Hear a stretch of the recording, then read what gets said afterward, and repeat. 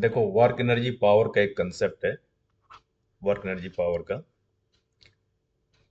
When a non-conjugative force such as friction, air resistance, etc. acts on any part of the system, following concept can be used to calculate work done by a non-conservative force. According to Wagner theorem, we have, जैसा कि हम लोग जानते हैं, work done total equal to क्या होता है, change in kinetic energy, और total work done equal to change in kinetic energy K final minus K initial.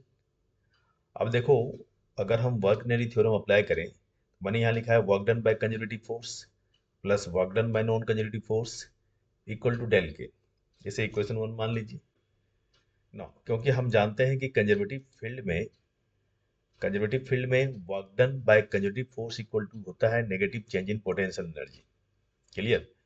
तो W C equal to minus delta U मैंने लिखा, माइनस डेल्टा यू का मतलब negative change in potential energy. ये आ गया second equation. दोनों equation की हेल्प से हमें एक इक्वेशन मिल जाएगा final, minus delta U plus W N C, मतलब work done by non conservative force, जैसे फ्रिक्शन हो गया, एयर रेजिस्टेंस हो गया, इक्वल टू डेल के का मतलब चेंज इन काइनेटिक एनर्जी।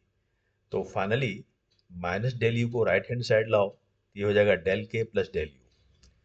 तो work done by non conservative force equal to del K plus del U, मतलब change in kinetic energy plus change in potential energy. अब हमारे सामने एक न्यूमेरिकल है। Question है, a body of mass 1 kg is thrown vertically upwards with 20 meter per second.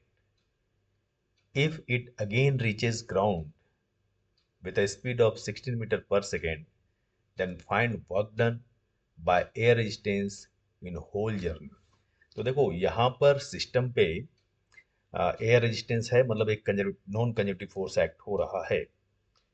तो अगर एक बॉडी को अपवर्ड डायरेक्शन में प्रोजेक्ट किया जा रहा है, कहाँ से, ग्राउंड से, विद वेलोसिटी, इसे इनिशियल वेलोसिटी मान लो 20 मीटर पर सेकेंड, तो इनिशियल वेलोसिटी गिवन है, और कह रहा है कि जब ये बॉडी वापस ग्राउंड पे आएगा तो कितनी वेलोसिटी से आएगा। तो ये ग्राउंड पे वापस आता है 16 मीटर पर सेकेंड से, तो वी फाइनल क्या हो गया, 16 मीटर पर सेकेंड। तो अगर हम पोजीशन की बात करें तो ग्राउंड से प्रोजेक्ट किया, वापस ग्राउंड पे आ गिरा, तो इनिशियल पोजीशन और फाइनल पोजीशन सेम है, तो डेल्टा यू क्या हो जाएगा, 0। ठीक है? तो अब ये जो कंसेप्ट मैंने ऊपर लिखा है, work done by non conservative force equal to del K plus del U.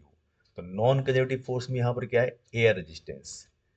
तो एयर रेजिस्टेंस स्मॉल एफ लिख लिया, एयर रेजिस्टेंस, या आप एक काम करो, इसे आर लिख लो।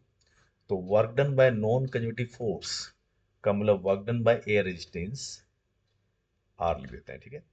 इक्वल टू क्या आ जाएगा, ये आ जाएगा डेल के, क्योंकि डेल यू तो 0 है, और डेल के क्या हो जाएगा, final kinetic energy minus initial kinetic energy. अब काइनेटिक एनर्जी क्या होता है, हाफ एम वी स्क्वायर, ये क्या आ जाएगा, half M V final square minus V initial square.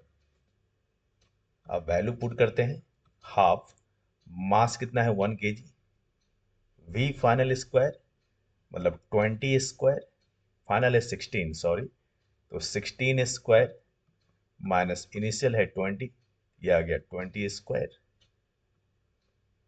Okay, तो ये आ जाएगा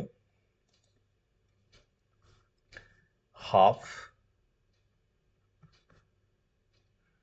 इंटू 16 स्क्वायर 256 माइनस 400,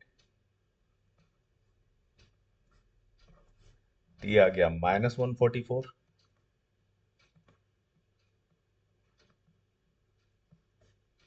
तो माइनस 72 जूल। ये आ गया work done by air resistance minus 70 joule, final answer. So correct option ये आ गया, B is the correct answer. Okay, thank you.